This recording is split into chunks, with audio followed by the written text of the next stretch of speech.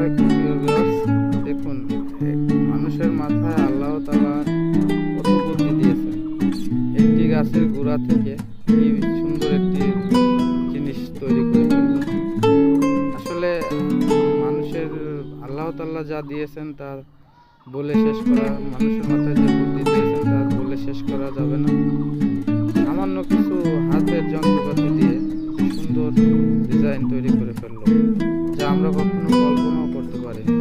আজ থেকে 10, 15, 20 বছর আগে আমরা এটা কখনো ভেবেও দেখিনি যে এত সুন্দর জিনিস তৈরি করা সম্ভব।